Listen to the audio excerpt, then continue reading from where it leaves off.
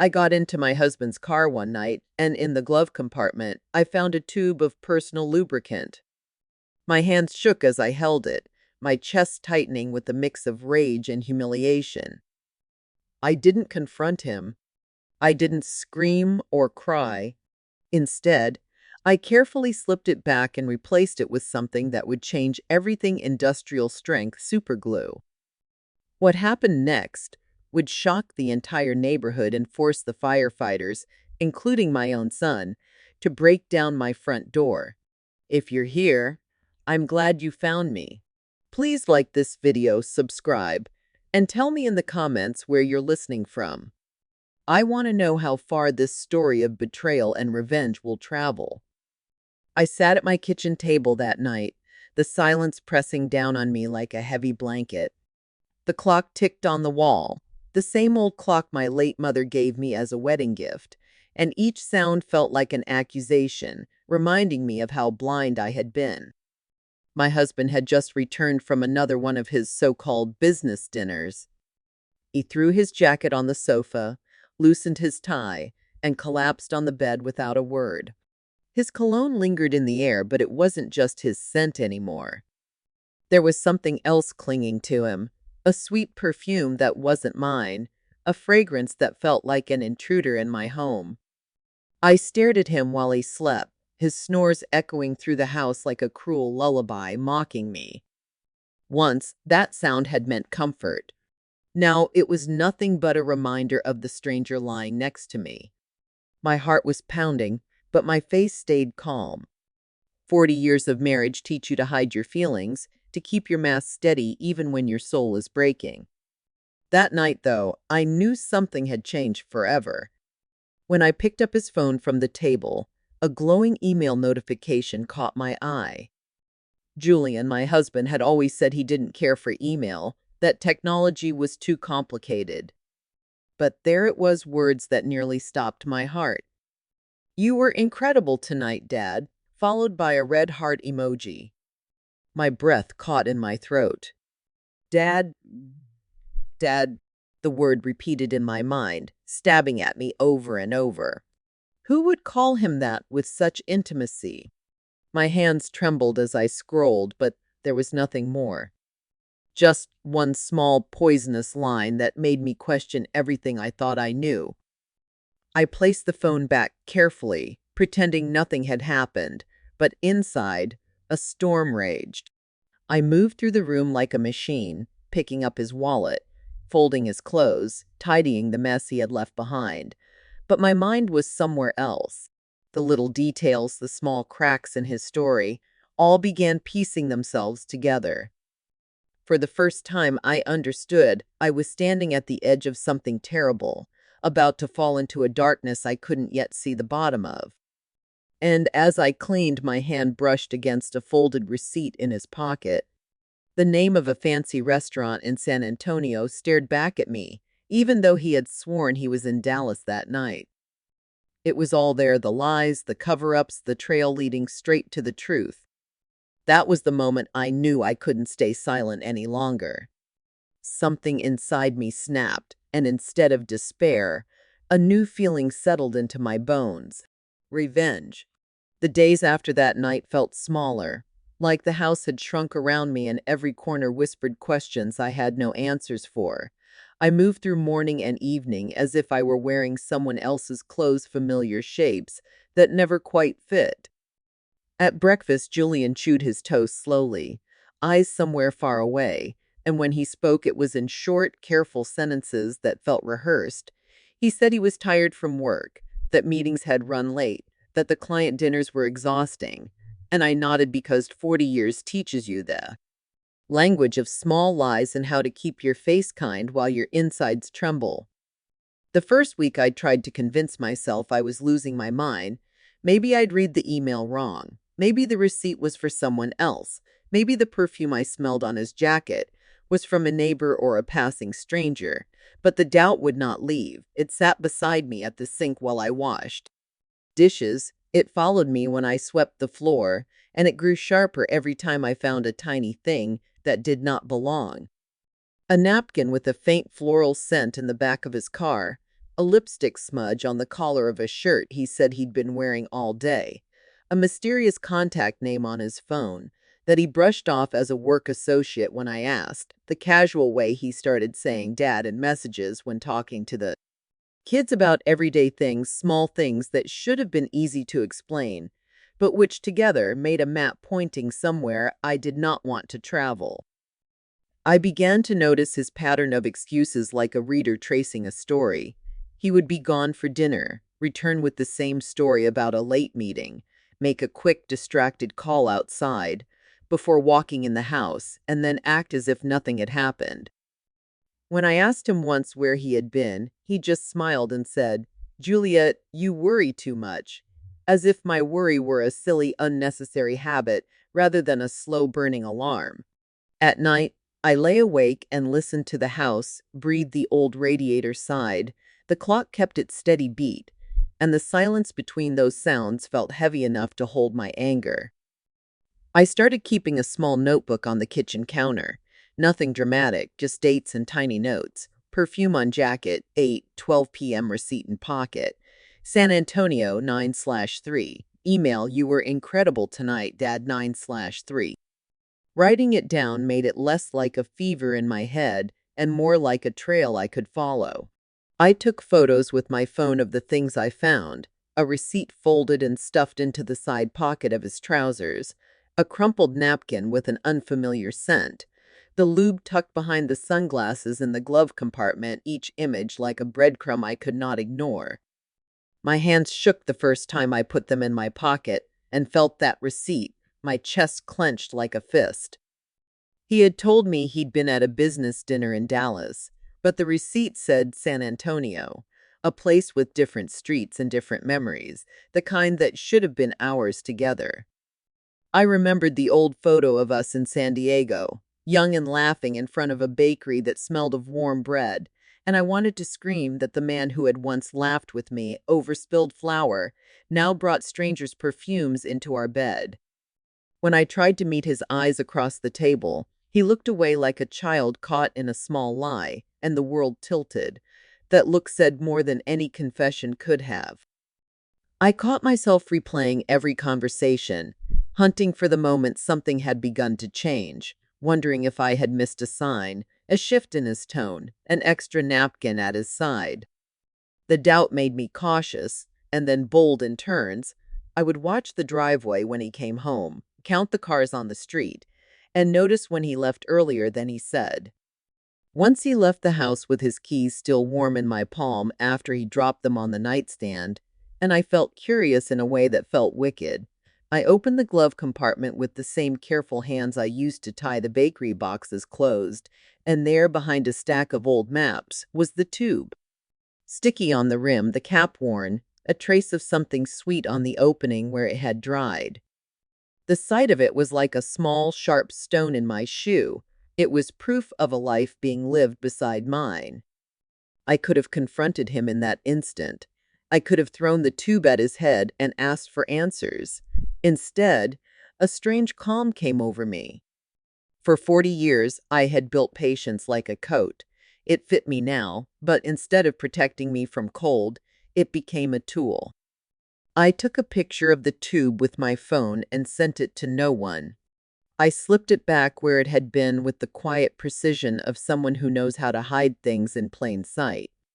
My fingers smelled faintly of the perfume I had wiped from the cap, and for a moment, the house felt like a stage where actors forgot their lines. I began to test him in small ways. I asked where his client was from when he said he had meetings. I mentioned places we might visit together and watched to see if he stumbled. I made plans with a friend for a weekend and looked to see whether he would offer a sudden excuse. Each excuse was a thread I pulled until the sweater of his story started to unravel. The strangest part was how normal he kept trying to make everything feel. He brought home a bottle of wine that had been on our anniversary list years ago, a small, neat thing that felt like he was trying to buy time with memory. He laughed when I made a joke about him loving fancy dinners, and I laughed back because what else do you do when you're learning? You have been living inside someone else's private life. At night, I would stand by the sink after dishes and imagine conversations I could not yet say aloud. Who is she? How long? I forced myself to slow the questions down into a list of practical tasks, because anger unchanneled is a dangerous thing for someone who has worked in ovens and received cash tips. Photograph, collect, hide, plan.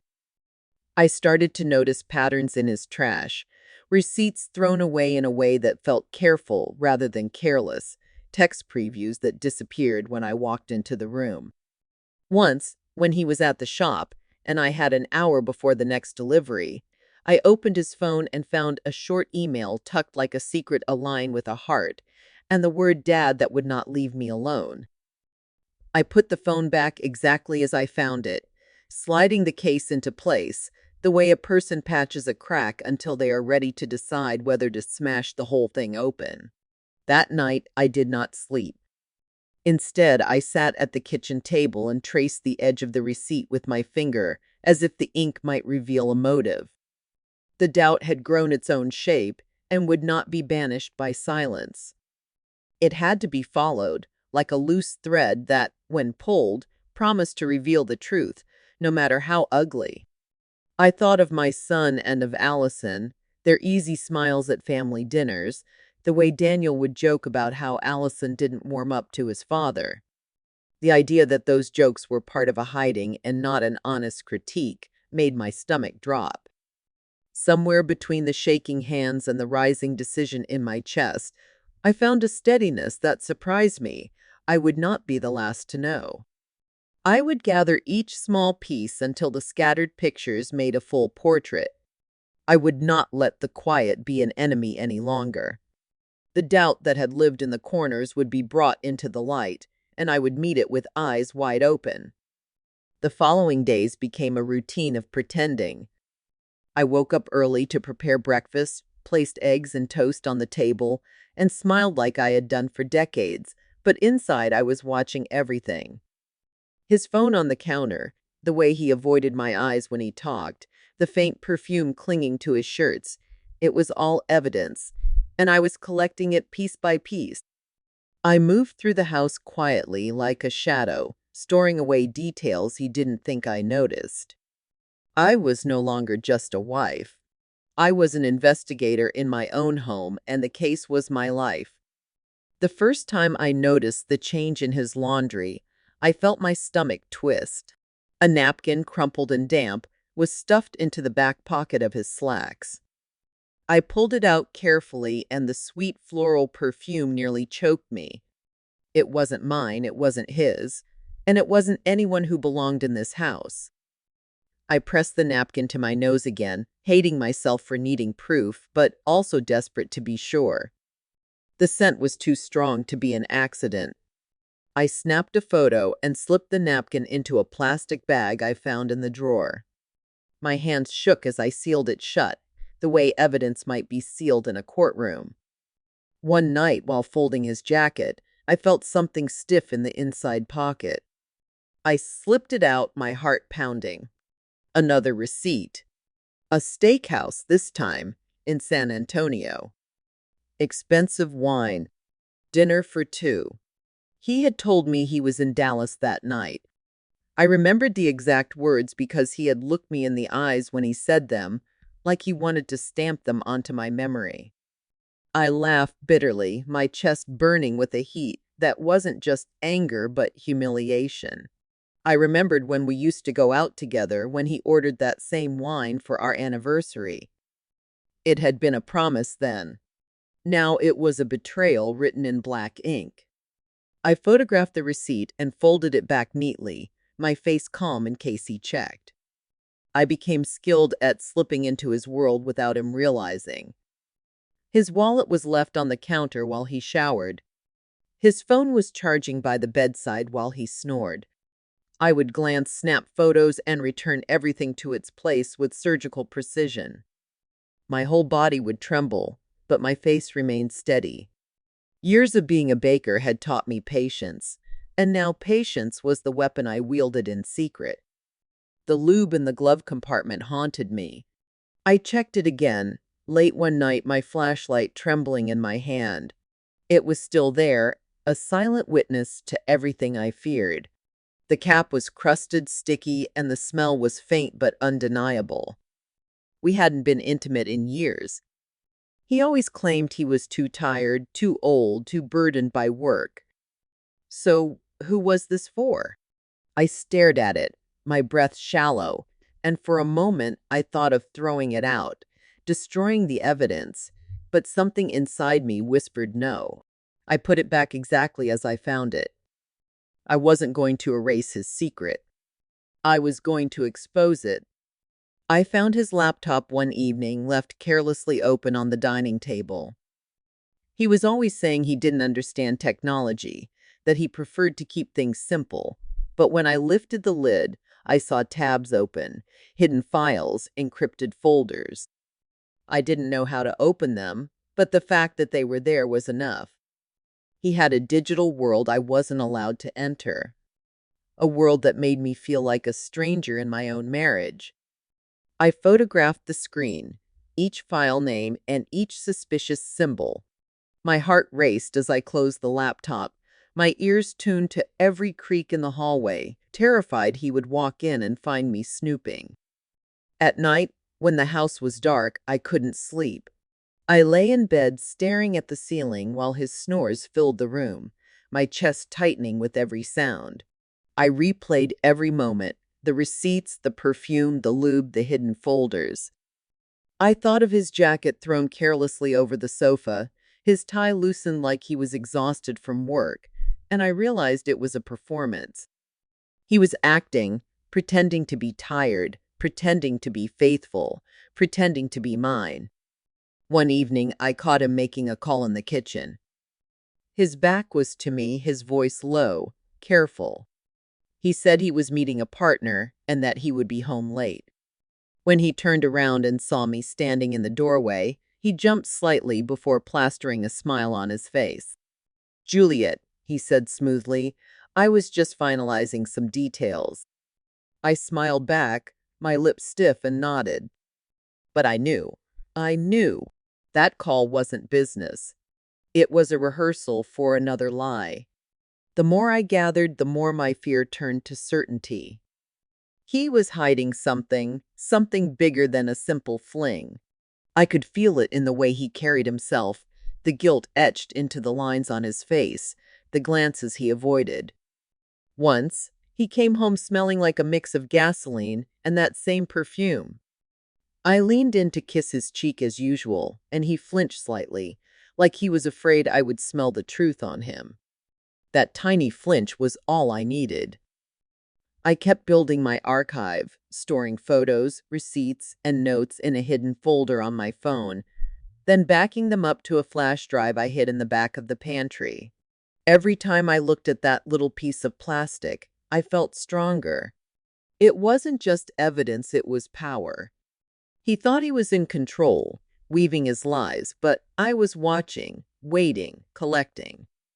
The doubt no longer whispered. It screamed. It filled every corner of the house, echoing in the clink of dishes, in the hum of the refrigerator, in the steady tick of the clock. I looked at him and saw not a husband but a stranger playing the part of one. And I promised myself, as I added one more photo, one more note, one more piece of proof to my growing collection, that I would not be the fool in this story. I would be the one who wrote the ending. I knew I couldn't do this alone anymore. The receipts, the perfume, the lube, the phone calls, they were enough to tear me apart inside, but they weren't enough to corner him. I needed more than doubt and suspicion. I needed truth, undeniable and inescapable. That was when I remembered Mrs. Miller. Years ago, when I first opened my bakery, she had been a loyal customer and a friend, and I recalled a conversation we once had. She had told me, half joking and half serious, that if I ever needed to confirm a husband's wandering eyes, she knew a man who specialized in those kinds of secrets. At the time, I had laughed, dismissing the thought as something that would never touch me. But now her words returned with a sharp clarity. I dialed her number with trembling fingers, each ring in my ear like a drumbeat in my chest. When she answered, I could barely form the words, my throat tight with humiliation. "I need that number, Mrs. Miller," I whispered. "I need to know the truth." She was silent for a long moment, and then she gave it to me without judgment, only a heavy sigh, as if she had been expecting this day. The next afternoon, I sat in a small cafe downtown, a place with worn wooden tables, and the rich scent of roasted coffee that usually brought me comfort, but now only made me restless. I had chosen a corner table, away from prying eyes, where the shadows could hide my shaking hands. I stirred my coffee, though I had no appetite for it. When the door opened, I looked up and saw him, Thomas. He wasn't tall or intimidating, but there was a sharpness in his eyes that made me think of a scalpel, precise and unyielding. He wore a plain blue shirt, carried a small notebook, and moved with the quiet confidence of someone who had seen too much of human weakness to be surprised by anything more. When he sat across from me, I pushed a flash drive across the table with fingers that trembled. "This is what I've found," I said, my voice barely above a whisper. "Receipts, photos, a strange email. I think my husband is cheating on me." The words felt like ash in my mouth. Thomas didn't flinch. He plugged the drive into his phone, flipping through the images with the detached calm of a surgeon examining an X-ray. His pen scratched across his notebook as he made notes, his eyes flicking up to mine only once to say, "Mrs. Roberts, I'll start this afternoon. I'll follow him. I'll let you know what I find." When I left the cafe, the sunlight felt harsher than before, glaring off the windows and pavement, forcing me to squint as if the world itself wanted me to look away from what was coming. My legs felt heavy, my chest tight, but inside there was also a small ember of resolve. Whatever Thomas found, I would face it. That night, after a long day at the bakery, my phone buzzed as I sat in the quiet kitchen. My heart leapt into my throat when I saw his name. I opened the message with shaking hands. A photograph filled the screen, Julian, my husband, stepping into a fancy restaurant. And he wasn't alone. His hand was linked with a woman's, his head bent close to hers as if whispering something meant only for her. I leaned closer to the screen, and when I saw her face, my breath caught. It wasn't a stranger. It wasn't a coworker. It was Allison, my daughter-in-law.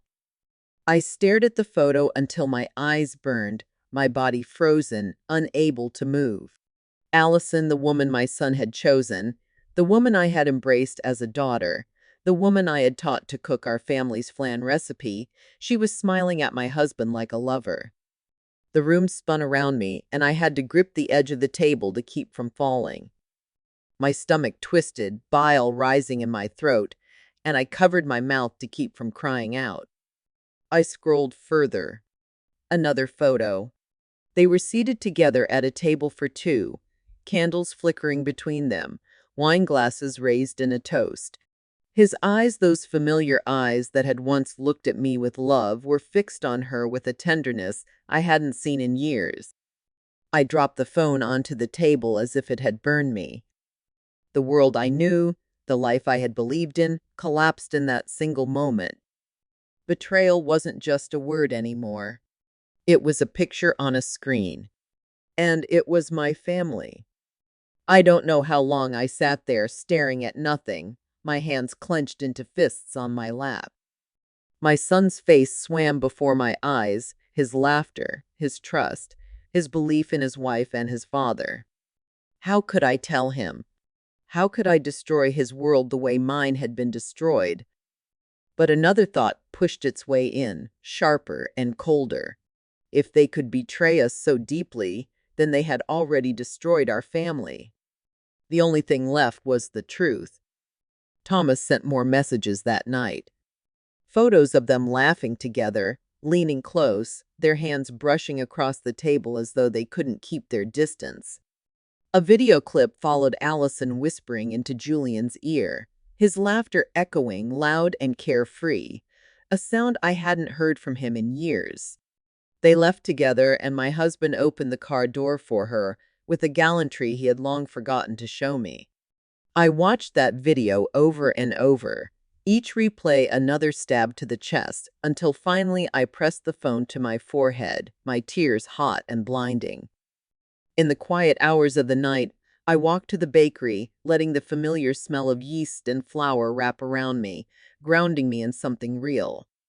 I stared at the racks of bread, the trays of pastries, the oven that had burned my arms 100 times, and I thought about how I had built this with my own hands. Julian had never stood by me in those early mornings, never wiped the sweat from his brow in this kitchen. This was mine. And now I had proof that he and Allison wanted to take even that from me. The next morning, as the sun rose and the street stirred to life, Thomas's name flashed on my phone again. Another set of photos. Julian and Allison walking out of a lawyer's office, their heads bent close together. Another clip. The two of them on a hotel balcony, his arm around her waist, her head resting on his shoulder, their lips meeting in a quick, intimate kiss. My hand shook so badly I almost dropped the phone. I wanted to scream, to throw something, to burn every memory of them both. But instead, I saved the photos, one by one, onto the flash drive. I would not run from this. I would not let them pretend. That night, Julian came home late, smelling faintly of alcohol, his shirt rumpled. He dropped onto the bed with a groan and muttered about a difficult client, a tough negotiation. I stood in the doorway watching him, my face calm though my insides burned. He looked up at me with tired eyes, and for the first time, I didn't see my husband. I saw a liar. I saw a traitor. And I thought of Allison's laugh, her head bent toward him, her lips touching his. My son's wife. My son's future. I slipped into the bathroom and splashed water on my face, staring at myself in the mirror. I hardly recognized the woman looking back. Her eyes were hollow, her jaw clenched, her hands gripping the sink until the knuckles whitened. But beneath the despair was something else. A spark of steel. They thought I was blind, but I had seen. They thought I was weak, but I was stronger than they knew. And now, with Thomas's evidence in my hands, I was no longer just suspicious. I was certain. As I crawled into bed beside him, I listened to his snores fill the room. I stared at the ceiling in the dark, my body rigid, my heart pounding. The betrayal was no longer hidden. It was out in the open, captured in photos and videos, written across their faces. And I swore to myself in that moment that I would not be the one humiliated in silence. They had started this game, but I would be the one to finish it. The next weeks peeled back a layer of his life I had never known existed, and each new piece of proof Thomas sent felt like a blade revealing something more vicious beneath the surface. At first, the photos had been enough to break me Julian and Allison at a candlelit table, their laughter frozen in a frame, but then the evidence deepened, becoming less about stolen moments and more about a carefully planned takeover. It started with a photo of them leaving a lawyer's office, folders tucked under Allison's arm like trophies. Then came a picture of her with a red pen marking pages on a clipboard, while Julian nodded beside her, the kind of pose I'd seen only in meeting rooms where contracts were signed and futures decided. I stared at that image until the letters blurred, feeling as if a slow curtain had been drawn aside to reveal not an affair, but a conspiracy to take what I had built. Thomas's messages arrived in quick succession, snapshots of their meetings, time-stamped receipts from notary services, a photo of Allison smiling broadly while holding a brochure for a chain of boutique hotels I'd long supplied pastries to. In one grainy image, she was handing a business card to a man with a bank logo on his lapel. The pattern was clear and ugly. They weren't careless lovers sneaking kisses. They were collaborating, planning, lining up the pieces needed to wrest the bakery and the house from under my feet. The anger I'd felt at the first discovery had been a raw, sharp thing, but this was a different kind of betrayal, cold, calculated, and cruel because it targeted everything that represented me. I could have forgiven passion driven by weakness. I would not forgive a theft disguised as love. I replayed the recordings Thomas had captured over and over, forcing myself to hear each word as if listening would allow me to dismantle their plan before it could take hold. Allison's voice over the phone was a clip of ambition, no softness, only a steady insistence. "We should get the contracts in place," she said in one recording, her tone practiced and quiet. "Your name on the papers will be enough to make it look like a transfer of control, and once the notary signs, it will be hard for her to fight." Julian's reply was even colder, a man I had not recognized in 40 years. "Make sure it looks legitimate. We'll do the meetings when she's away. She trusts me with the account, she won't suspect a thing." The words were like acid, burning away any illusions I had left about the man who had called himself my partner. It wasn't just a betrayal of the bed, it was a theft of my life's work. My hands shook as I copied each file to the flash drive I had hidden in the pantry, but I made sure to keep my movements measured. Panic was a luxury I could not afford. If they were methodical, I would be more methodical. I started cataloging everything Thomas sent with meticulous care: dates, times, names, locations, and cross-references. If they thought secrecy would protect them, they were wrong.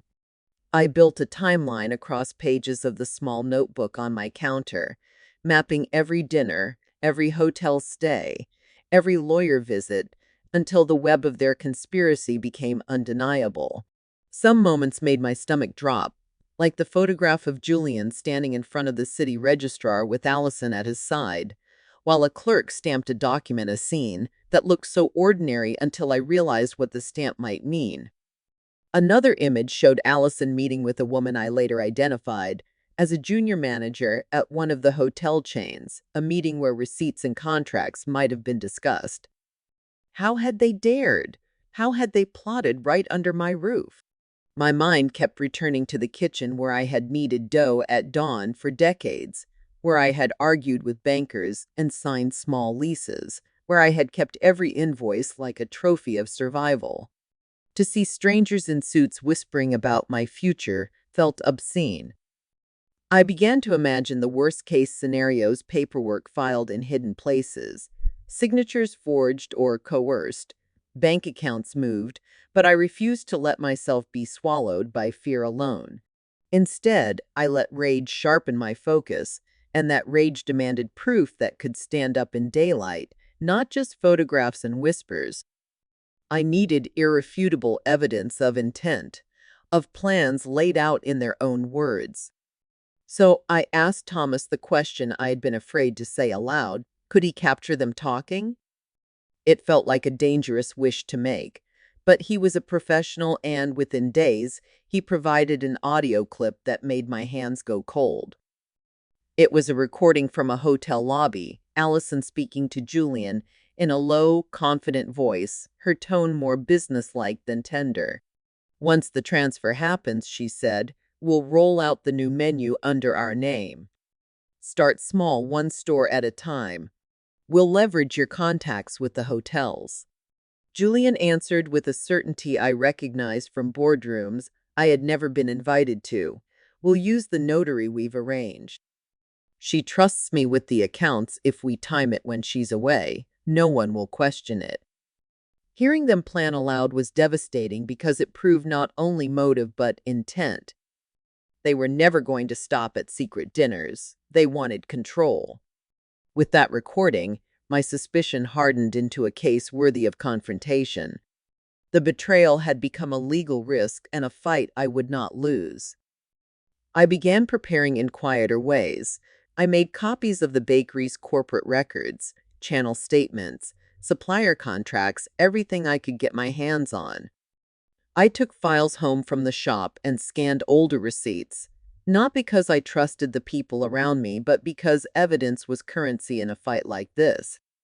For the first time in decades, I navigated bank phone menus and paperwork with a determined clumsiness, speaking to clerks and asking questions I had once left to Julian. Their bemused replies only fueled me. The more I dug, the more I saw their strategy unfold. They had positioned Allison as a friendly face at industry meetings, introduced Julian to contacts he had feigned ignorance of, and quietly began alternate negotiations with suppliers I had relied on for years. In one of Thomas's photos, a supplier took notes with Allison leaning in, discussing delivery volumes details only someone planning expansion would ask. I realized they had been laying groundwork for months, smoothing paths and establishing relationships that, once the legal work was in place, would make the transfer seem natural. The cruelty of it nearly undid me. How many ordinary mornings had I spent making deliveries to those very people, never knowing they were plotting behind my back? But hidden beneath the rage, a colder plan began to form. If they wanted power and paperwork, then paperwork would be my weapon too. Evidence would be my siege engine, and I would use it to dismantle the lies they had constructed. I consulted quietly with a lawyer I trusted, a woman whose business card still sat in my wallet from when I had first signed a lease. I could not yet tell her everything. The conversation with my son would have to come later, but I described hypotheticals, asked about protections, and what would be necessary to prevent any fraudulent transfer of assets. She advised caution and documentation. She told me to save everything, to make copies of originals, and to lock down access where possible. Her calm, practical voice was an anchor in the storm. Meanwhile, the emotional cost accumulated like dust. I began watching my son with new eyes, noting the way he joked about his father's absent-mindedness, the easy affection that now felt like a knife.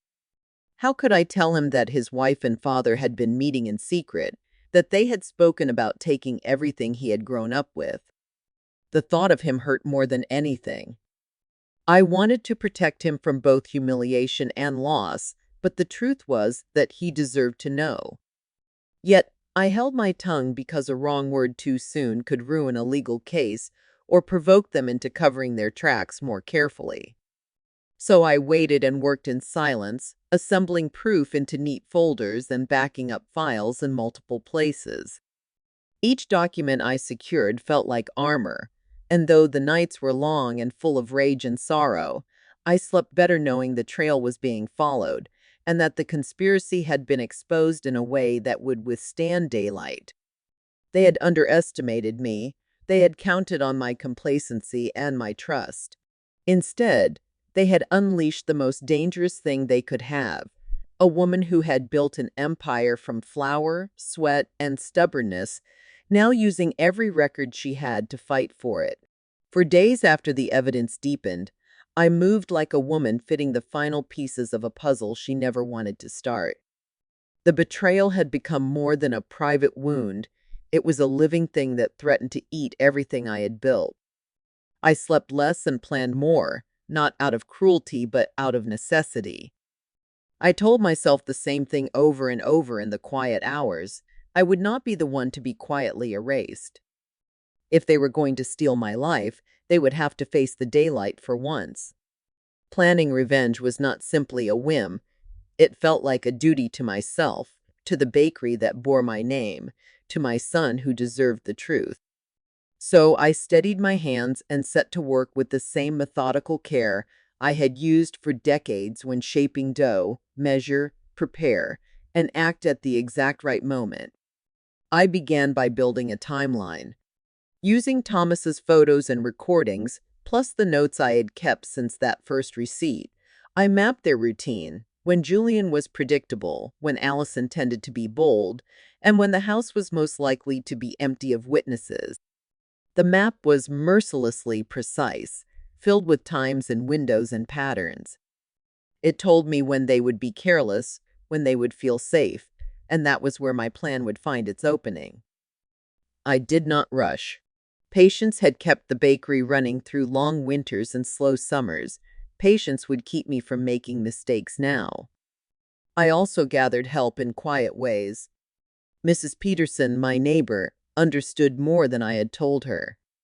I asked her, without revealing the whole plan, to keep an eye out for anything odd and to be ready if she heard me call.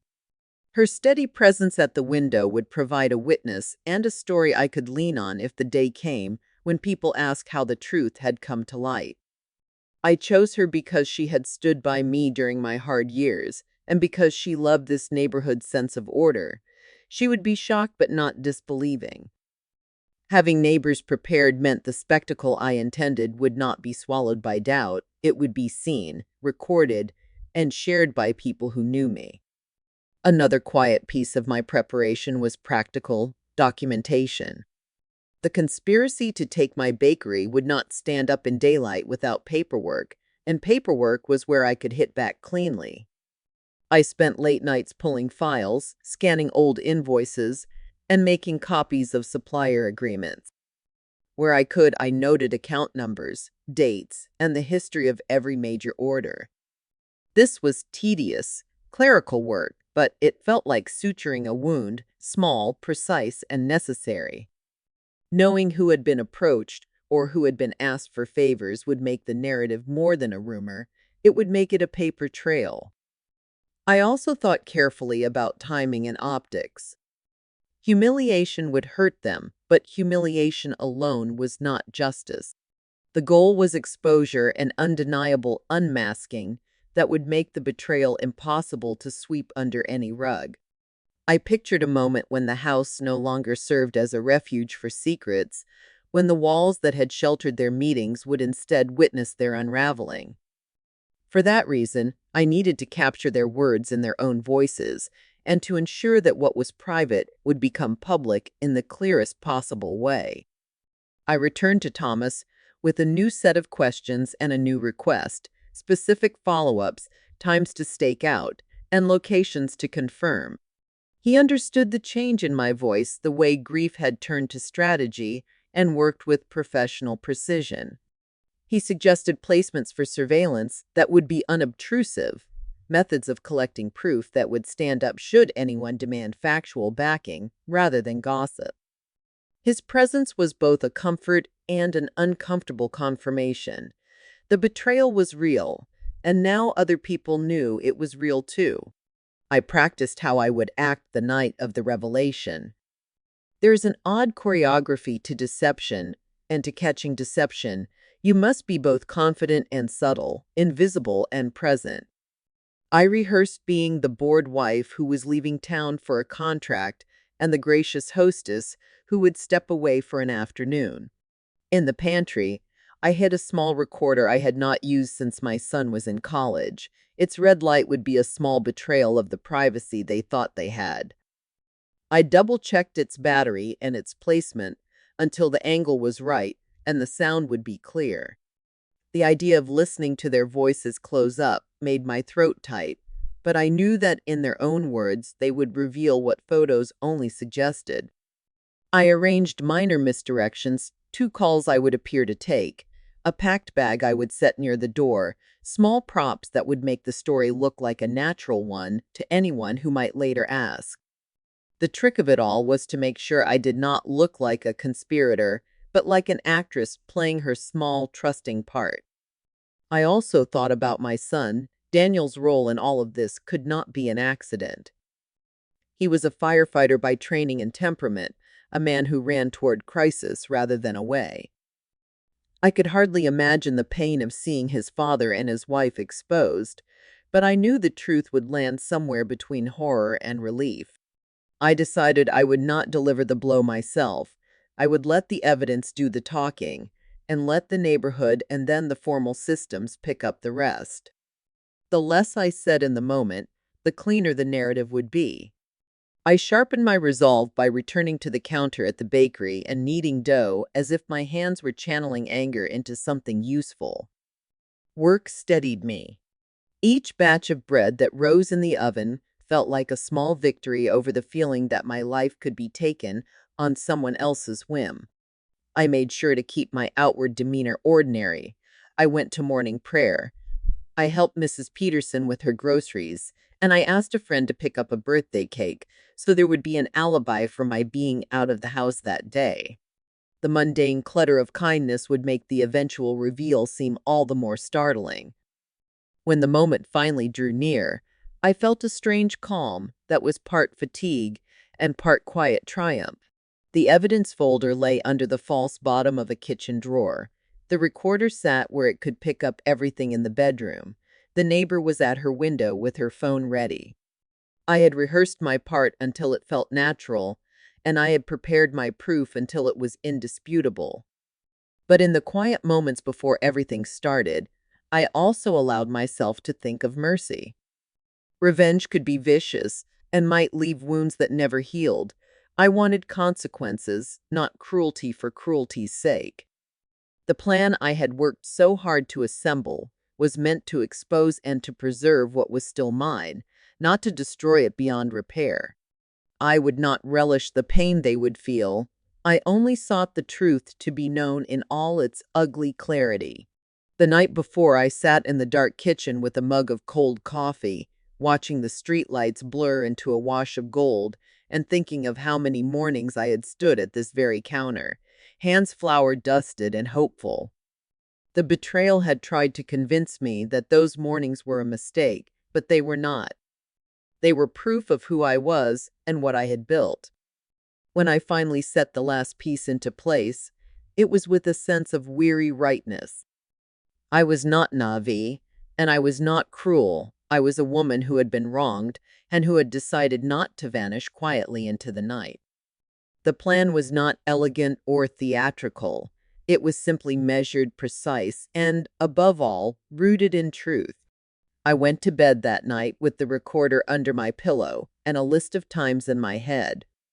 I pretended to be asleep while my pulse kept time with the old clock on the wall, waiting for the day when the house that had hidden so much would finally reveal everything at once. The day I had planned for unfolded like a scene I had rehearsed 1,000 times in my head, but when it finally arrived, it felt both shockingly ordinary and impossibly heavy. I kissed Julian goodbye with a practiced smile, told him I had to leave for a meeting I would supposedly sign papers at, and watched the familiar ease with which he accepted the lie, the way his shoulders loosened when he thought I was going away, as if my absence made his freedom easier to carry. The house looked ordinary when I stepped out, curtains drawn in their usual way, a kettle on the stove that would soon be irrelevant, the bakery apron folded on a chair, and that ordinariness was my ally. The more normal everything seemed, the less anyone would suspect that the day would end with sirens and whispers. I spent the morning at the bakery, kneading and shaping the dough with fingers that did not shake, as they had in the first weeks after the photographs. The work steadied me, kept my mind from spinning, and gave me a plausible reason to be seen around town. I arranged for a friend to come by in the afternoon so there would be proof I had been out. I waved at neighbors and answered questions about the menu with a bright, ordinary laugh. Beneath that ordinary skin, all the threads I had set in motion were quietly taut and waiting. When I returned home later than I had said I would, it was with an air of tiredness I could wear like a mask.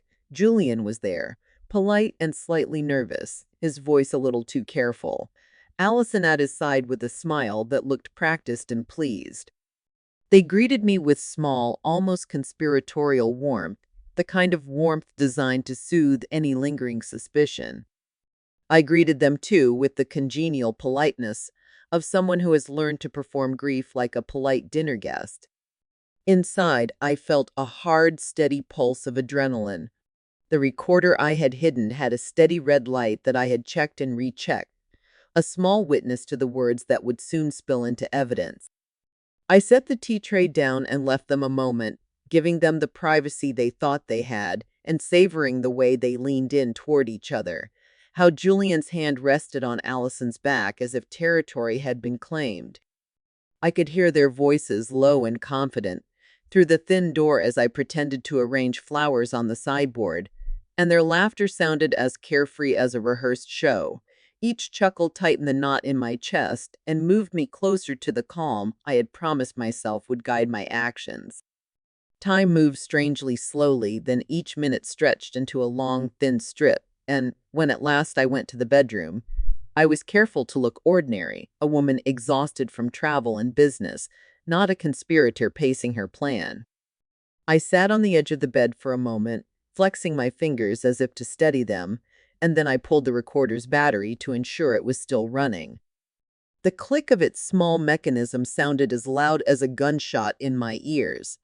I tucked the recorder back behind the photograph frame exactly as I had practiced, feeling like an actress who must play truth as fiction until the final curtain. They moved through their afternoon with the slack arrogance of people who believe themselves untouchable, whispering about schedules, about the notary, about places to meet that were quiet and private. I listened while pretending to be distracted by the laundry basket. Allison's voice dipped to that same practical, matter-of-fact tone I had heard in Thomas's recordings, the kind of tone ambition makes when it tastes victory, while Julian's voice carried the careful, reassuring lines he used to say to me when he wanted my trust. When they thought no one could overhear, they said the things that proved their intentions, plans, and timetables, names of contacts, details of signature spaces, that would make the transfer seem smooth. Hearing them in my own house, on my own bed, felt like a betrayal with teeth. It was intimate and public at once. I did not interrupt. I let them talk themselves into a corner where words would be the trap, rather than anything I could say. Later, when they moved into the kitchen to prepare coffee, their conversation grew lighter, just enough to cover the sharpness that had preceded it, and they laughed at small jokes the way lovers who work at deception often do. It was the moment I had waited for, not because I wanted to humiliate them for pleasure, but because the world deserved to see the truth in all its ordinary detail, rather than in rumor or suspicion.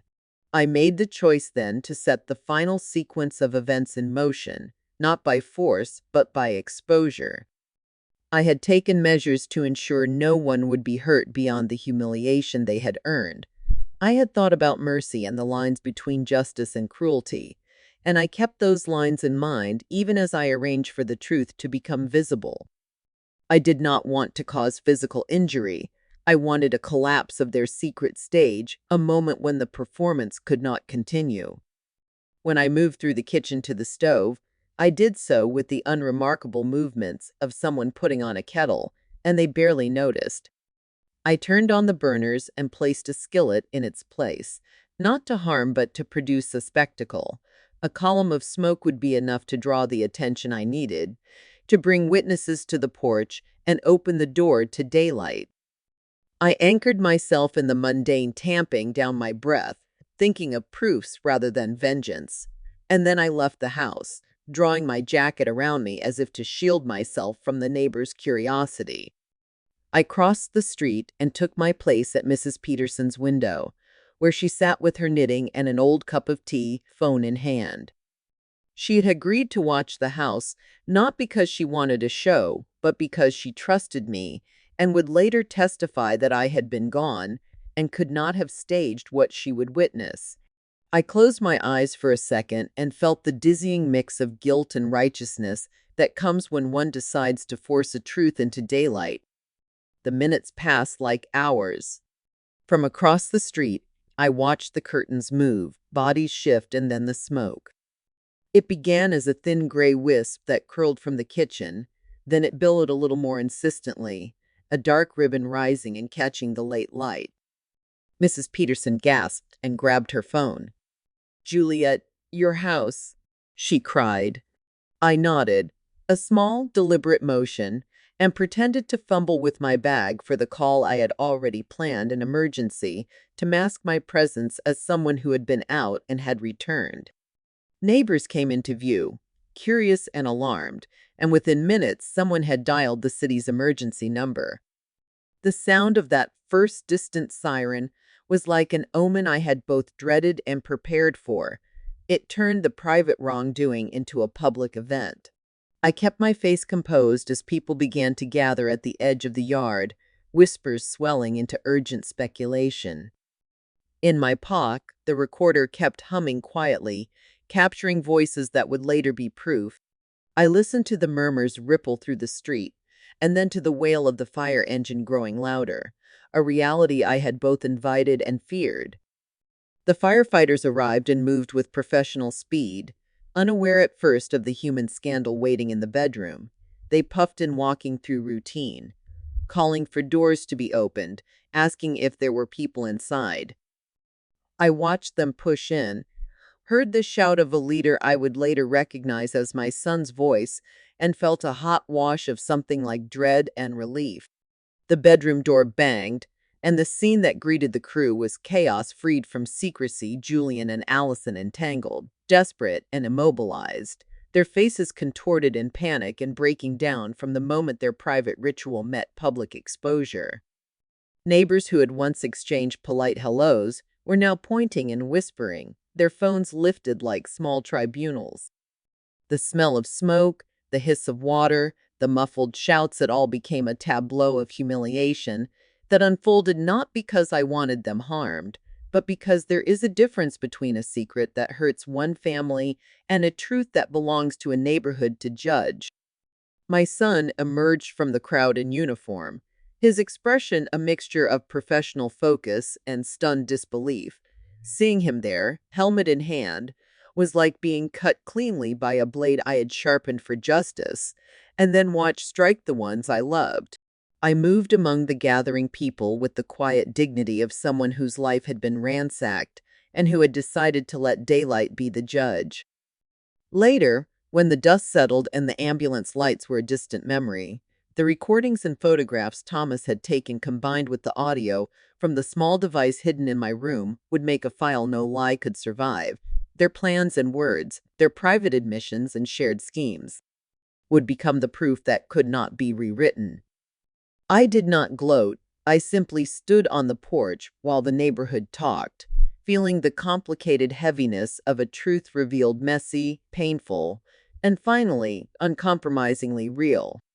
The moment the bedroom door flew open, the world I had been holding at the edges of my hands fell apart into a soundscape of wet cloth, shouted orders, and stunned silence.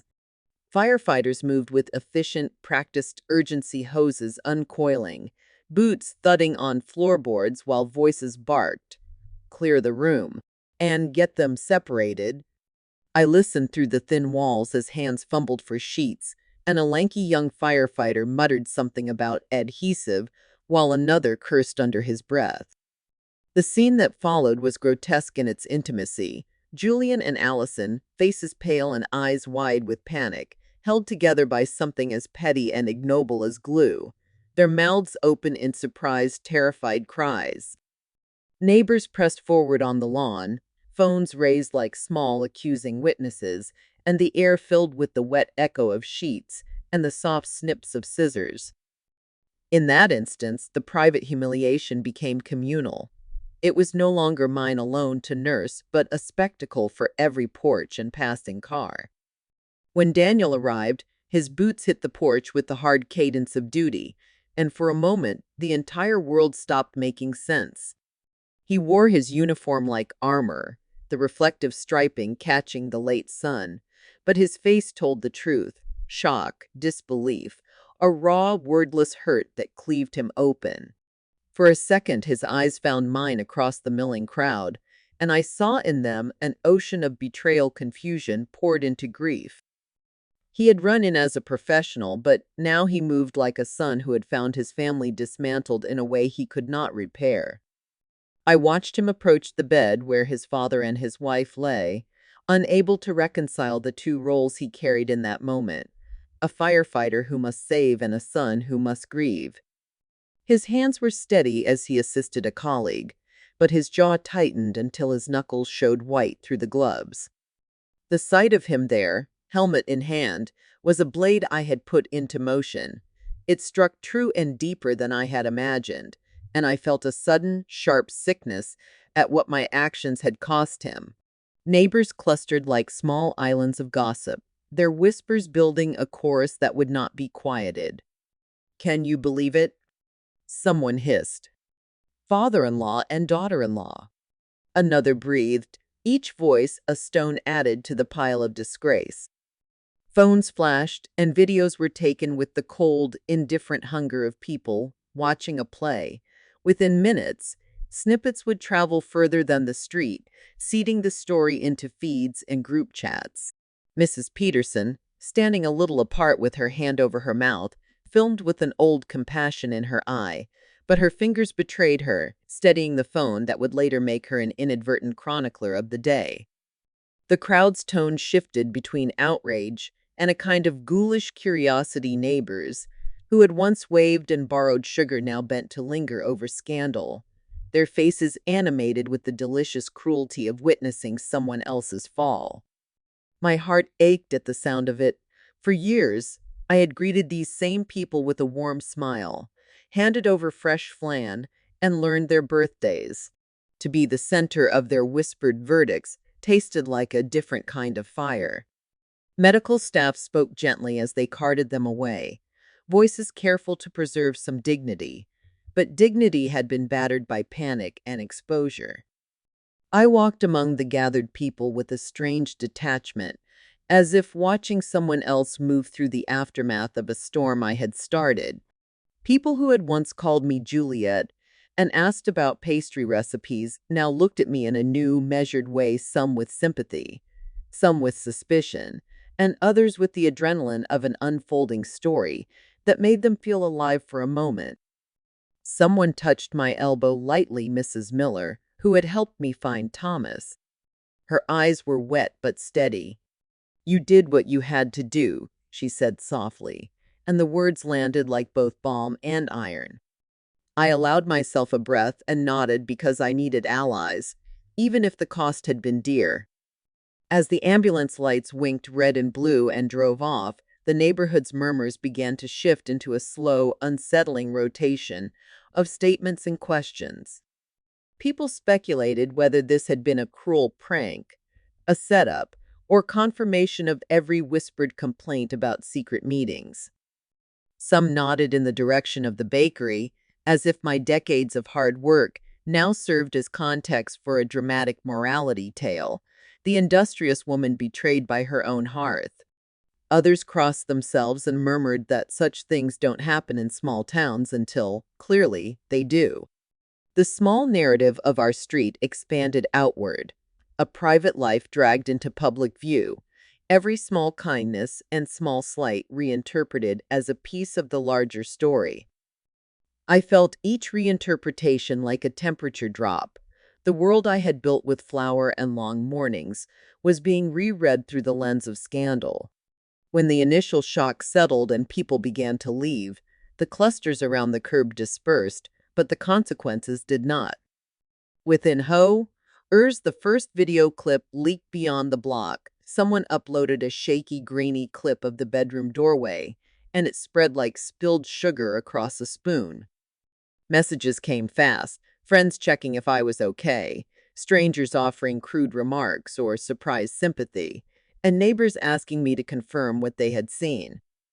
My phone vibrated until I silenced it and hid it away in the drawer that held our marriage papers.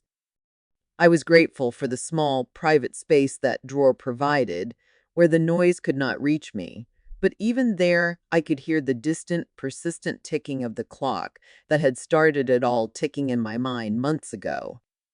The exposure moved from physical to digital in hours, where once the rumor mill spread quietly over fences, now it roared across servers and into the unknown. I wondered with a cold certainty where the story would end and who would be left as Sheen, where there had been trust. The hospital was a whirlpool of antiseptic smells and hurried care. I followed in the ambulance driver's wake, not because I wanted to gawk, but because I could not bear to let my son face that alone.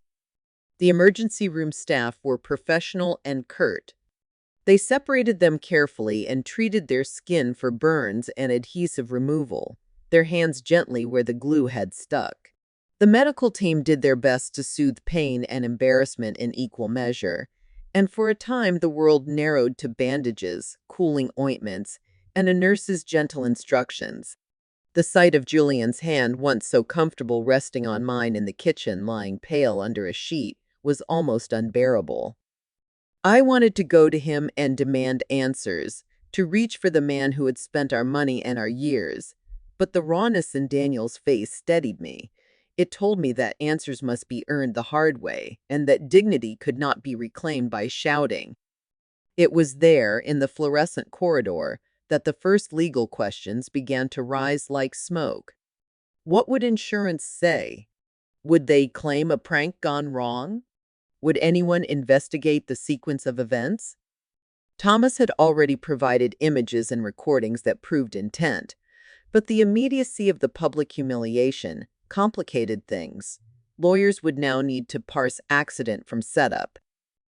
I filed the photos and recordings away in my head and in the hidden flash drive because paper and pixels were the only things in this fight that could speak with an immutable voice. I knew people would ask why I had not called them out sooner, and I knew there would be voices accusing me of setting a trap. I had prepared for that. Part of the plan had been to make sure the evidence could not be dismissed as fabrication or misdirection. The recordings had caught their words, the photos had caught their faces, and the neighbors had seen what had happened with their own eyes. Still, the legal wrangling that would come could be messy and slow, and I felt a tiredness that had nothing to do with sleep. In the days that followed, the town divided in a quieter, more corrosive way. Some people came by the bakery with hugs and offers of support. Mrs. Peterson dropped off lemon tarts and sat with me over coffee, her voice soft with sorrow. Others turned away, avoiding the counter with sudden, awkward politeness, as if scandal made them uneasy in ways they couldn't admit. The broader world intruded too. Someone from a local news feed called to ask for comment, a reporter's voice thick with interest and thin on empathy. I declined to answer then. The story was still unfolding, and my son needed space to process the shock without a camera in his face. But I could not hide from the smallness of the aftermath, the way friends rearranged their schedules to avoid the uncomfortable question, the way suppliers glanced at invoices with new scrutiny. The bakery carried on. Ovens still needed tending and dough needed shaping, and in those tasks I found a fragile refuge. People continued to come, and many of them brought quiet support that steadied me when the nights felt too long. Daniel, stoic and silent, moved in with me that week. He needed proximity and the quiet steadiness of a home that was his by birthright. We did not speak of the betrayal in full. Conversation would come in time, questions, accusations, and eventually decisions about divorce and legal action. For now, we rested in small routines, opening the bakery together, counting receipts, and sharing a cup of lukewarm coffee between the rushes. There were moments of humor, a clumsy joke about a dropped tray that cracked the tension for an instant, and those moments felt like small miracles. But beneath the small domestic rhythms lay the long work of repair. The town had seen the worst of us, and the world had a memory that did not forget easily.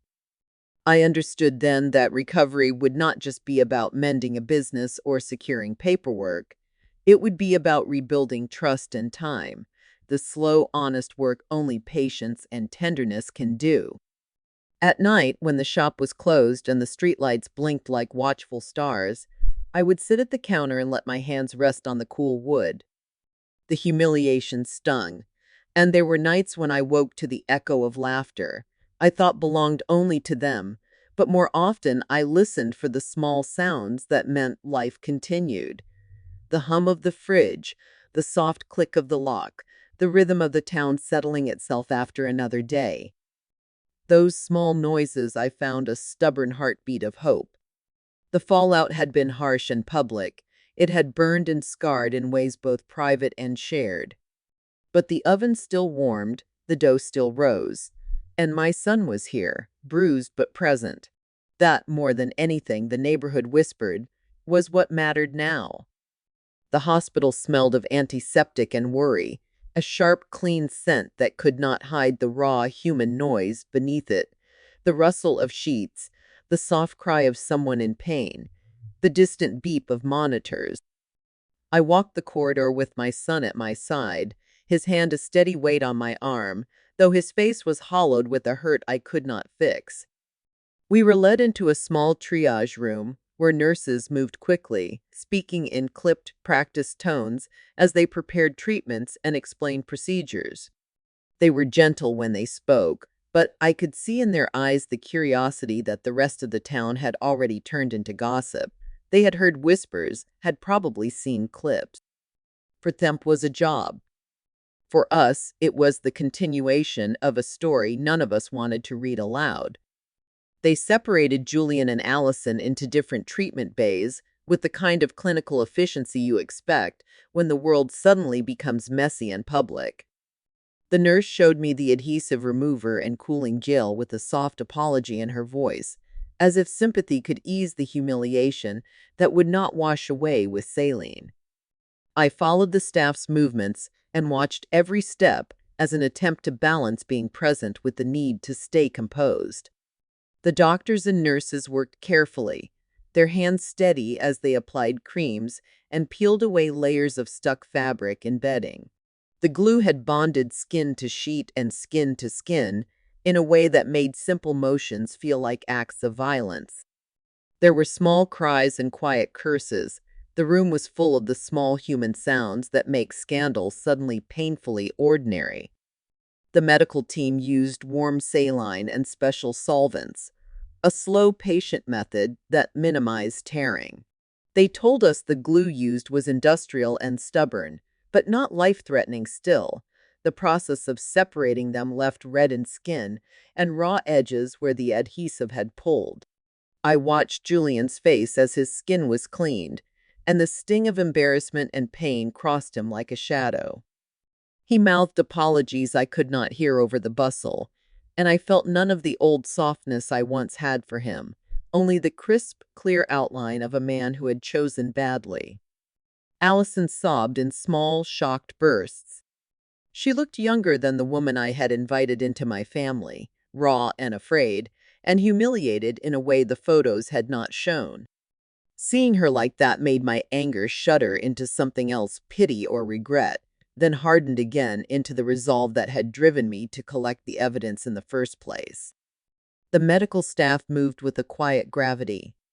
They wrapped areas with sterile dressing and applied soothing lotions, explaining the aftercare with kindness that felt almost professional distance.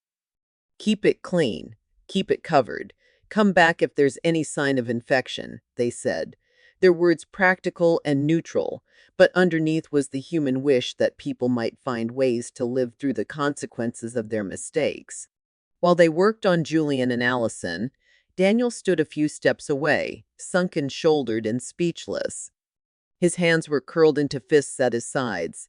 The uniform that normally lent him authority now made him look like a boy who had watched his model house collapse. I wanted to speak, to hand him some comforting platitude, but words felt small and poor next to the shock in his eyes. Instead, I squeezed his shoulder and let the silence speak for both of us. Reporters had begun to hover at the edges of the hospital's official privacy concerns.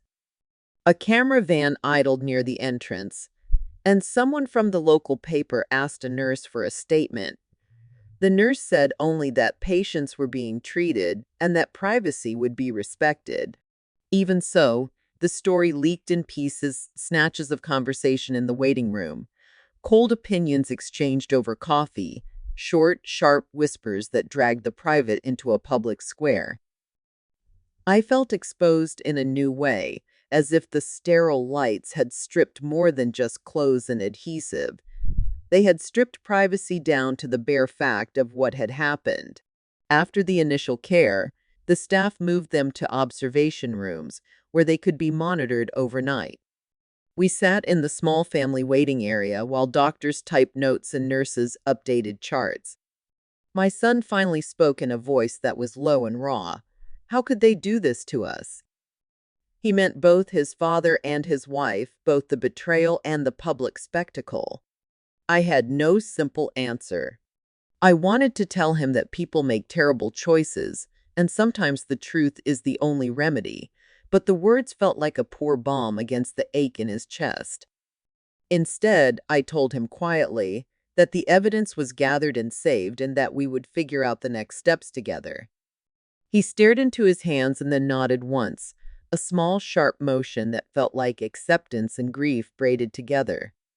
While we waited, I signed forms the hospital required, my name feeling foreign on pages that now documented the very thing my life had become. A social worker came by to offer resources and to ensure we had support. She spoke with a soft professionalism that made the day feel even more official, as if the world had decided this story would become more than street gossip, but a set of facts with consequences. I thought of how the town would read these papers later, how a bureaucratic record would stand beside photographs and videos in building a case about what had happened. Afterwards, when the immediate rush of treatment subsided and the antiseptic smell faded into the background, the reality of what I had set in motion settled over me like a cool sheet. There was humiliation, yes, but also a searing clarity. The hospital visit made the consequences real in a way photographs alone could not. The physical hurt and the professional assessments turned rumor into a documented event. I was grateful for the careful hands that had removed the glue and soothed the skin, but I was also forced to reckon with the cost. In a quiet moment, a nurse came to speak with me alone. She asked if I wanted to see Julian for a brief moment. My breath hitched. The urge to confront him, to demand answers that might stitch some part of my life back together, rose. But when I stood in the doorway and looked at him, a man who had once been my partner lying pale and ashamed under a thin blanket, the old intimacy felt like a faded photograph I could not bring back into focus. He mouthed, I'm sorry, in a hoarse voice that did not reach his eyes, and I felt no relief, only the solid knowledge that our life had broken beyond a quick repair. The media storm gathered outside the hospital like a tide. Within hours, online comments multiplied, some cruel, some sympathetic, some speculating on motives.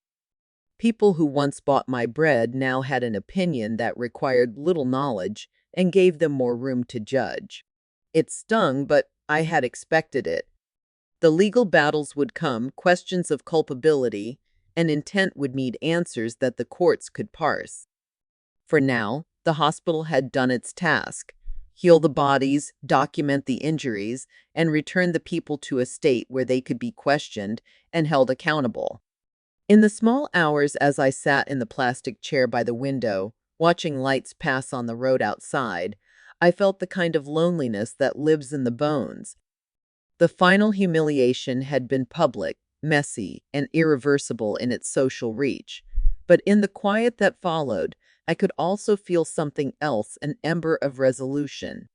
The truth had been exposed, and though it had come at a terrible price for some, it had also cleared a path forward for the rest of us. My son and I would walk that path together, step by careful step, rebuilding what had been taken and deciding, slowly, what kind of life we would make from the pieces left behind. The days after the hospital were quieter but heavy, the kind of quiet that comes after a storm when everything is broken but still standing. I opened the bakery at dawn like I always had, the smell of yeast and flour grounding me, reminding me that life could continue even when hearts were shattered. Customers trickled in, some with sympathetic smiles, some with awkward silence, and a few with shameless curiosity.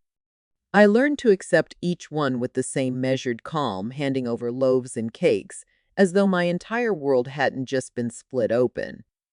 Work became my anchor. The ovens demanded attention, the dough required patience, and in those simple tasks, I found myself breathing again. Daniel moved into the house for a while. He was quieter than he had ever been, his eyes carrying the weight of betrayal from both his wife and his father. At we sat together at the kitchen table, sometimes in silence, sometimes with coffee going cold between us. There were moments when he laughed suddenly, remembering something small and unrelated, and those moments felt like small cracks of light breaking into a dark room. He threw himself into his shifts at the firehouse, but I could see the anger simmering under his skin. I did not push him to talk. I knew words would come when he was ready. What mattered was that he was here, that we faced the aftermath together. Julian stayed away, holed up in a rented apartment on the far side of town. Papers arrived, legal notices, divorce filings, property agreements, and I handed them to my lawyer with a steady hand. I no longer cried when I saw his name in bold print. The man he had become was not the man I married. Allison left town within weeks, her reputation scorched beyond repair. She sent no word to Daniel, no apology, no attempt to mend what she had broken. Perhaps she thought silence was mercy, but to Daniel it was salt in an already gaping wound. I watched him wrestle with that silence, and though it broke my heart, I also knew it was the first step towards severing ties that were never meant to bind. The neighborhood adjusted too. At first people whispered, pointing when they thought I wasn't looking. But as days turned into weeks, the scandal dulled, replaced by new dramas, new rumors, new stories. Slowly, people began to treat me not as the woman at the center of a spectacle, but as Juliet again, the baker, the neighbor, the woman who had lived through something unspeakable and was still standing. It was not easy, but I rebuilt my dignity one loaf at a time, one honest smile at a time. I learned something in those months. Betrayal can burn everything down, but it also clears the ground for new growth. I discovered strength I didn't know I had, patience that came not from resignation, but from resilience. I realized that revenge, though it had been necessary, was not the end of my story. The end was rebuilding, standing in the ashes, and choosing to build something better, something truer. Now, when I stand at the counter and hand a child a cookie or listen to a neighbor complain about the weather, I feel the solid ground beneath me again. The house, though scarred by memory, has become a place of healing. Daniel and I painted the living room, fixed the squeaky hinge on the pantry, and filled the space with the smell of fresh bread instead of secrets.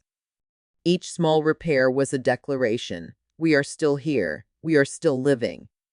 The future's uncertain, as it always is, but I no longer fear it.